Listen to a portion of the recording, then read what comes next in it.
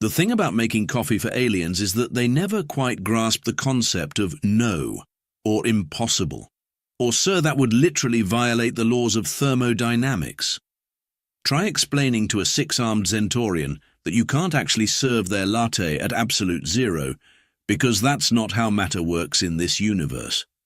Then watch them demand to speak to your manager anyway. Welcome to my life at Space Starbeans, the most questionably named coffee franchise in the galaxy. I'm Penny Martinez, and I've spent the last 3 years perfecting the art of not rolling my eyes at customers who think they can digest antimatter lattes. But your sign says you can make any drink. The Centaurians' upper arms were gesturing wildly, while their middle arms crossed in disapproval. Their lowest set of arms was busy typing up what I assumed would be a scathing review on Space Yelp. The sign says we can customize any drink on our menu, I corrected, keeping my voice steady, which, as you can see, doesn't include beverages that would create a quantum singularity in your digestive tract. The Centaurians' eye stalks wobbled in what I'd learned was their species' equivalent of a sneer. This is just anti-Centaurian discrimination. I'll have you know my cousin's roommate's genetic donor once drank liquid nitrogen. Good for them, I'm still not serving you a drink at absolute zero. I smiled my best customer service smile, the one that said, I'm being professional, but we both know you're being ridiculous. The thing is, I could actually create a drink at absolute zero. I could probably create a drink that existed in 5 dimensions simultaneously while playing jazz, but that would blow my cover, and I'd spent too long building this quiet little life to ruin it over some entitled alien's impossible coffee order. Behind the Centaurian, a line of increasingly impatient customers was forming. Most were the usual mix of humans and aliens who actually ordered normal drinks. Well, normal-ish, if you count the Arcturian who liked their espresso with a splash of polonium-210 for that extra morning kick. Fine, the Centaurian huffed, all 6 hands throwing up simultaneously. I'll take a vanilla latte, room temperature, but I'm reporting this to the Interstellar Commerce Commission. That'll be 4.50 credits, I replied cheerfully, already starting on their drink. Would you like whipped cream with that? We have both dairy and silicon-based options. As I worked, I caught my reflection in the chrome of the espresso machine. Same old penny dark hair pulled back in a regulation-perfect bun, green apron slightly stained with various substances from across the galaxy, and eyes that had seen far more than anyone in this shop would believe. The only hint of my past was the slight shimmer in my irises, a side effect that thankfully most species wrote off as decorative cybernetics. The rest of the morning rush followed its usual pattern. I made drinks that defied description but not physics, cleaned up spills that technically qualified as hazardous materials on 17 different worlds, and maintained my carefully crafted persona of just another human service worker in the vast galactic economy. It wasn't until the lunch rush died down that things started to get interesting. And by interesting, I mean the kind of interesting that made me wish I'd chosen a different cover identity. Maybe something nice and quiet, like asteroid mining or volcano farming. 3 aliens walked into the shop. Stop me if you've heard this one, and I immediately knew they were trouble. Not the usual, I want my coffee to break the speed of light trouble, but the kind that made the old combat instincts I'd worked so hard to suppress start tingling. They were Praxians, a species known for their superiority complex and unfortunate tendency to view other species as stepping stones to their own greatness. Think high school bullies with advanced technology and a worse attitude. Well, well, the leader said, his crystalline skin reflecting the shop's lights in a way that probably would have been beautiful if he wasn't radiating such smug hostility. Look what we have here, a genuine human serving drinks, how quaint. I already knew this was going to be a long day, I just didn't know how long, or that by the end of it, half the block would be reduced to quantum foam, and I'd have to find a new coffee shop to work at. The Praxians started coming in every day after that. Lucky me.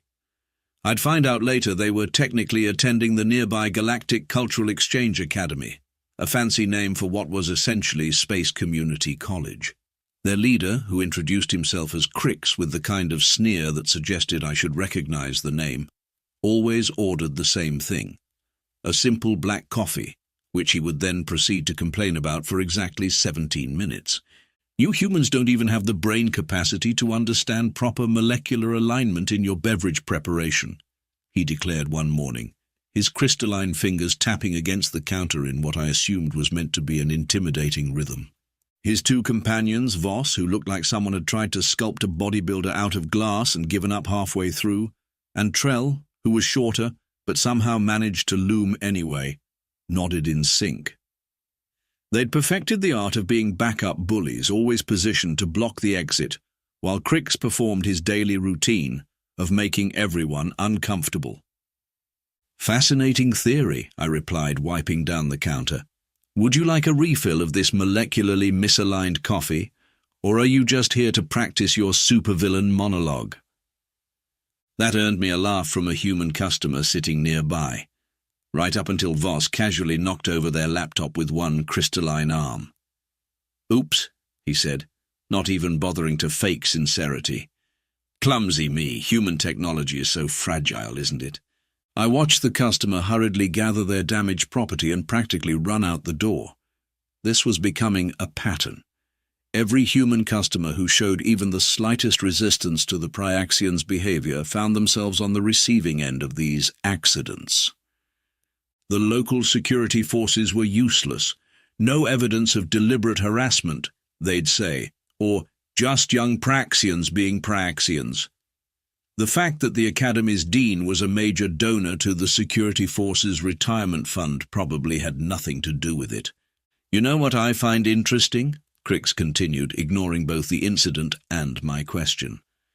"Humans somehow managed to stumble their way into the galactic community, despite being barely more evolved than the bacteria we use to clean our waste processes.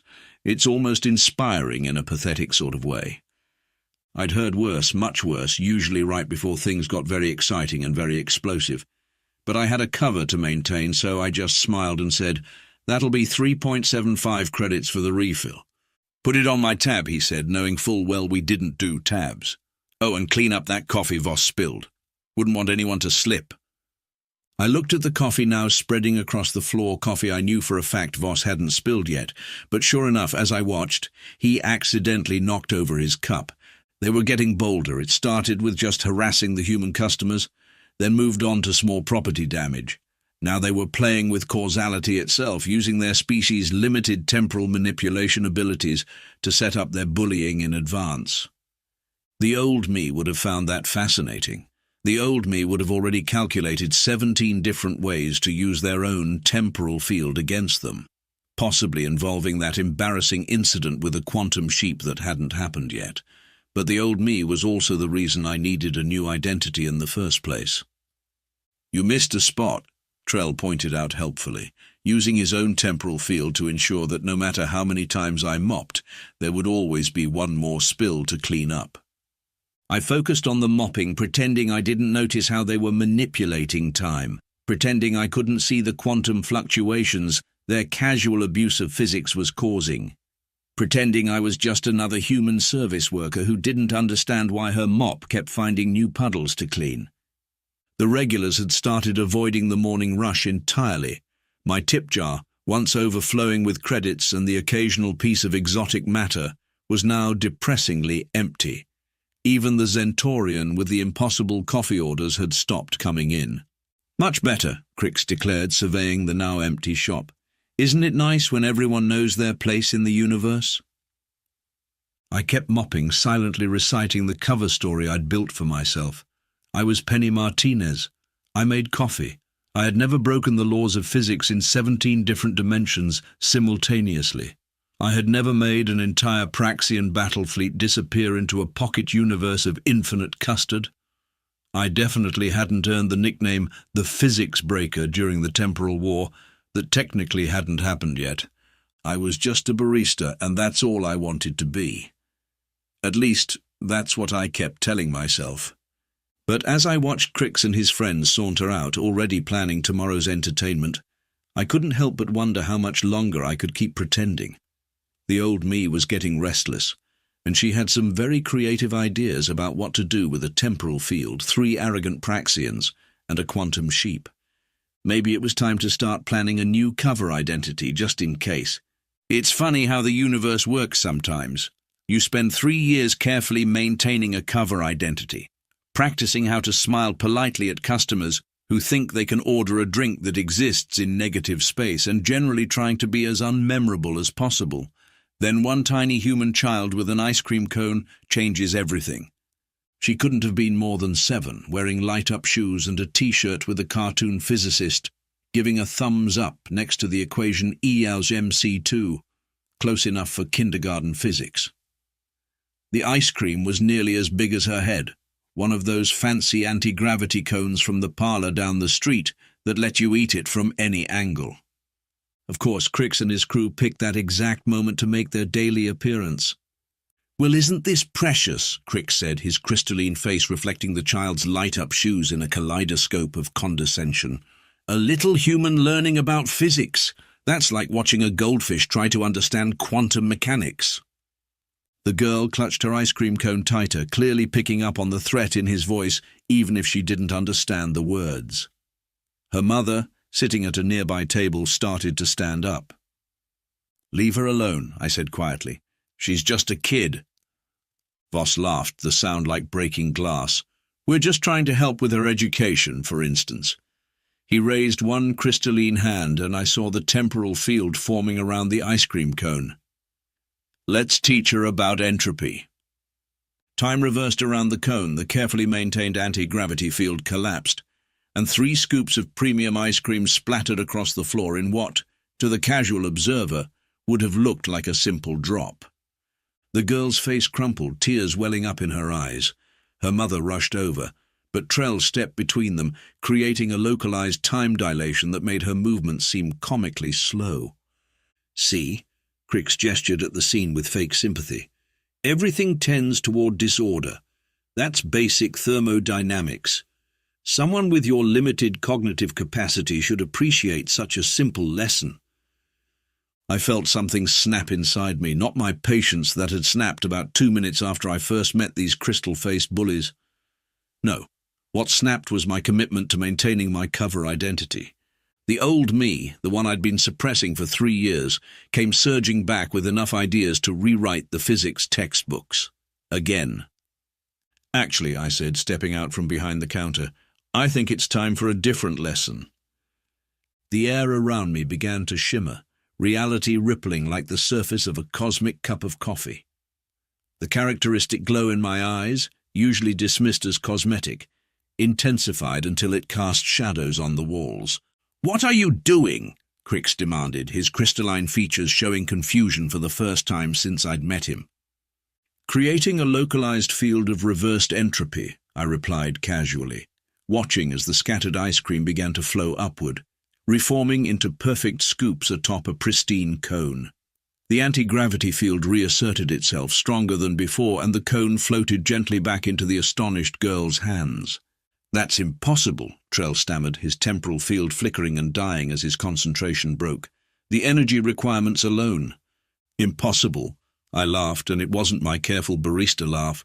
It was the laugh that had once made a quantum physics review board need therapy. "Let me tell you about impossible."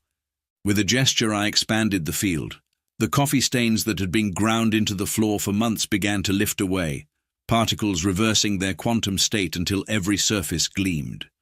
The tip jar on the counter suddenly overflowed with 3 years' worth of temporal back payments, including that piece of exotic matter that technically wouldn't be discovered for another century.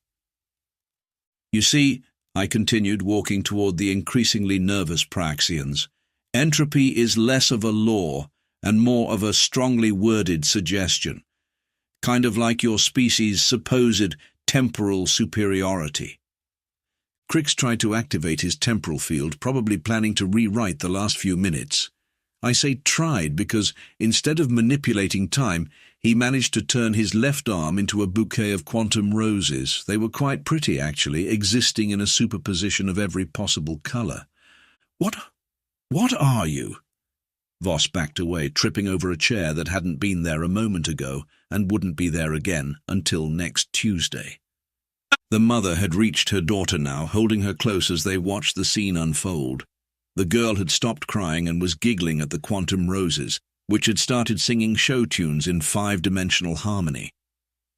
"Me? Oh, I'm just a barista," I said, my voice dripping with 3 years of suppressed sarcasm. "But I used to be something else. Something that made the laws of physics request restraining orders. Something that turned an entire Praxian battle fleet into a never-ending tea party in a pocket dimension."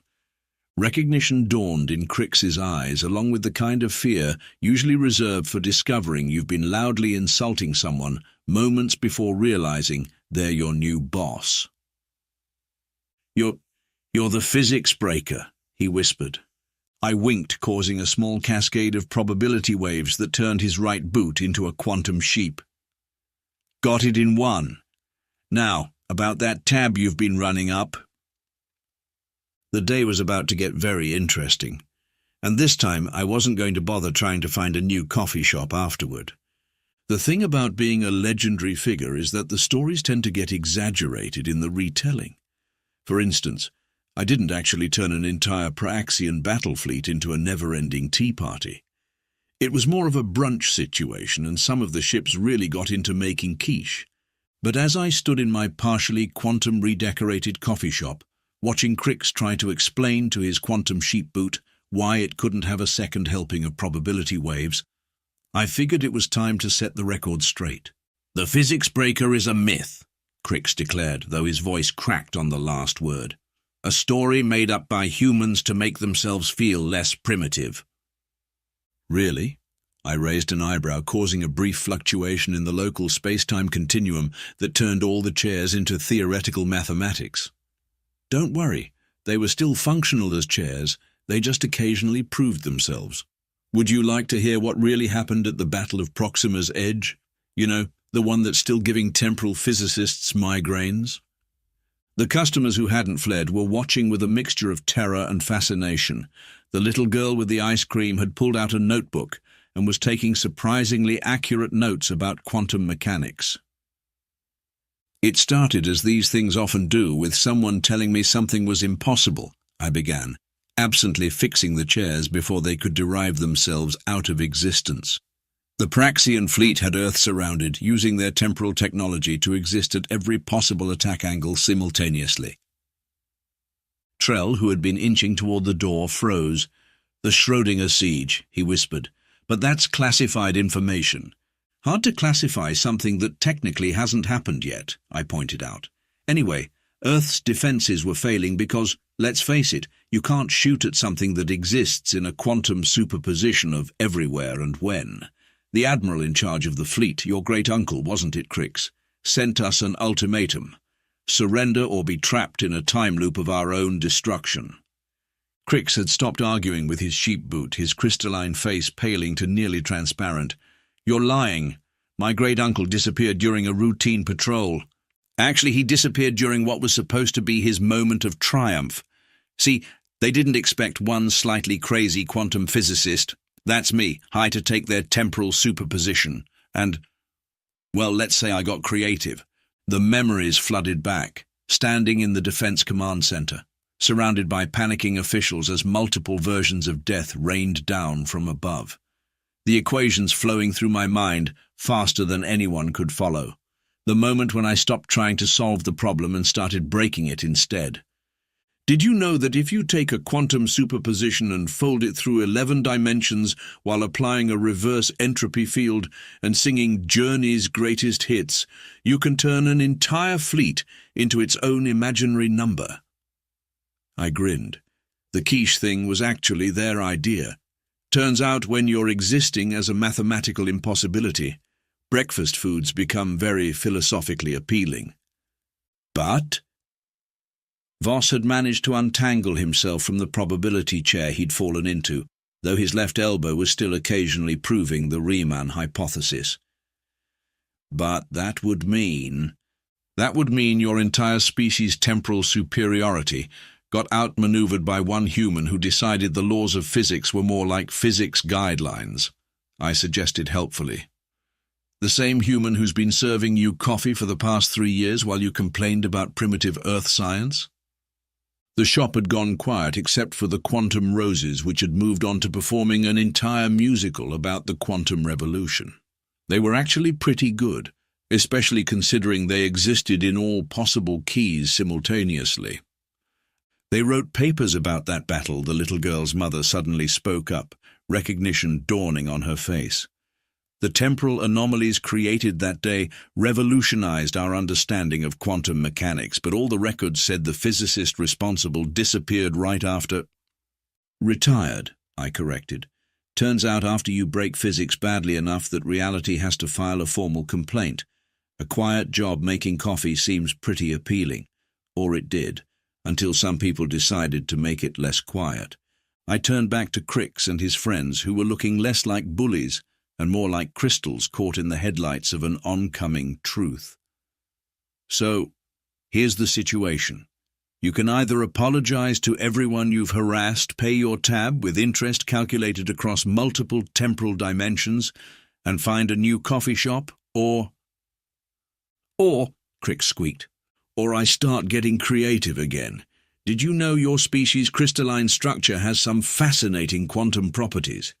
Properties that might, hypothetically, turn you into a very nice wind chime that plays advertisements for local businesses in 17 dimensions.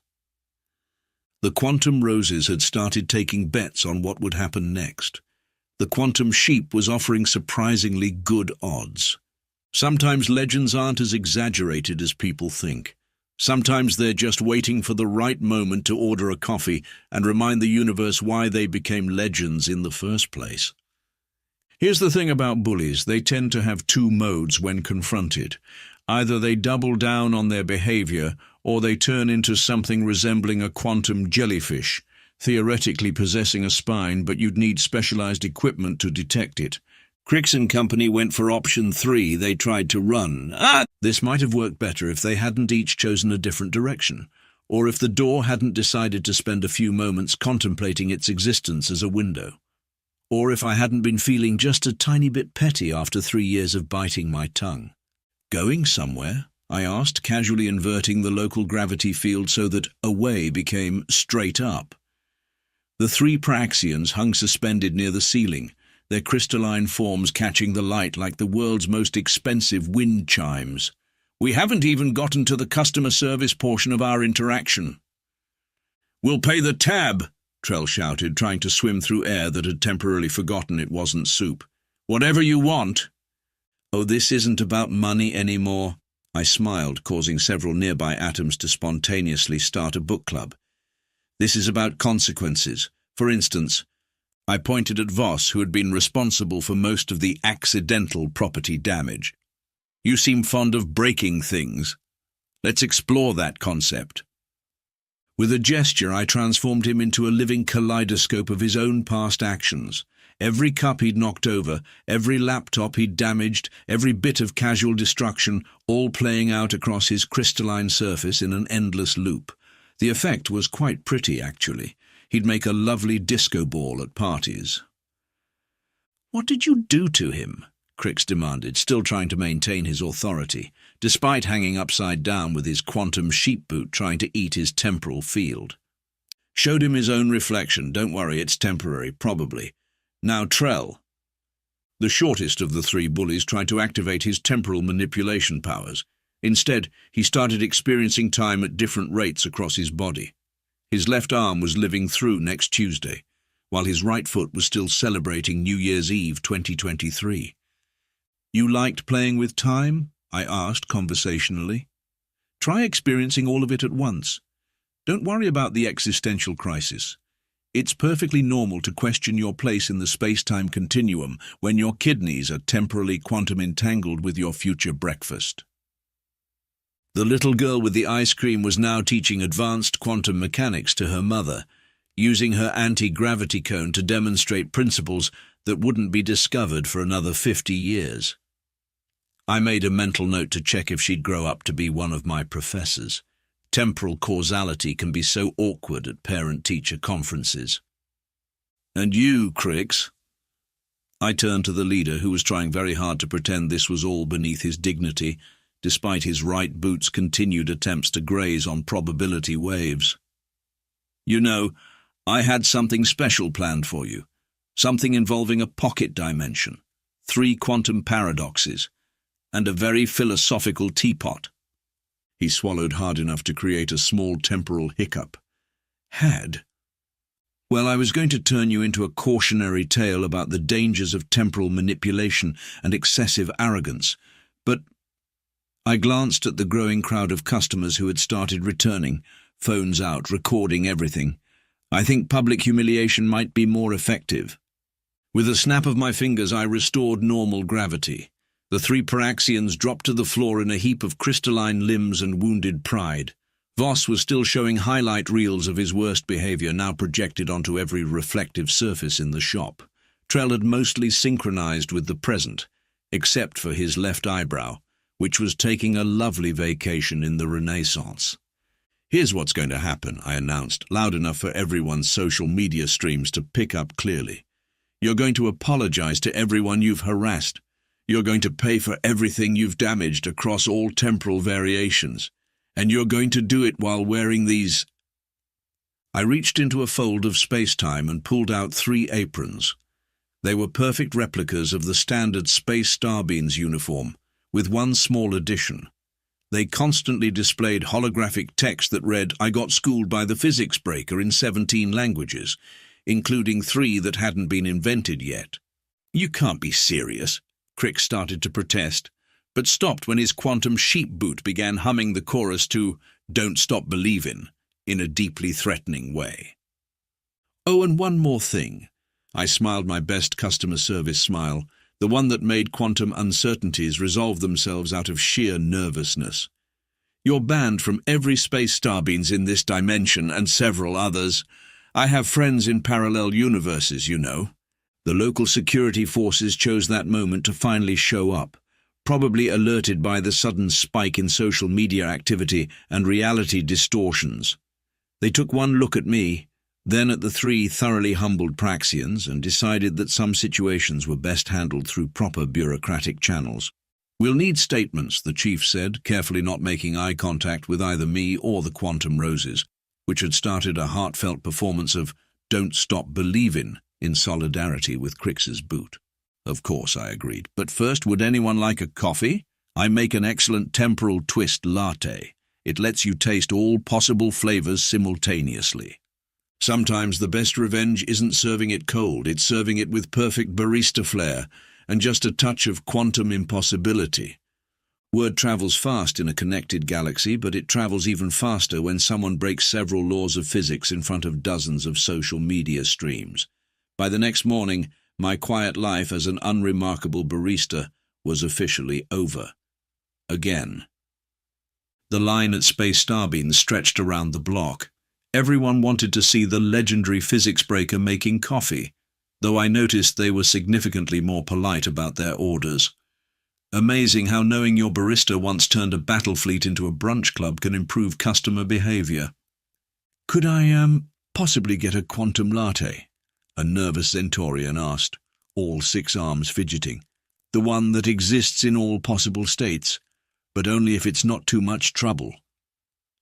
"Coming right up," I replied, reaching into the quantum foam of reality to pull out a drink that simultaneously was and wasn't every possible coffee variation. "Would you like whipped cream with that? I have both dairy and existential uncertainty." The tip jar now had to exist in multiple dimensions just to hold everything. The Quantum Roses had started a successful career in interdimensional entertainment, though they still dropped by for occasional performances.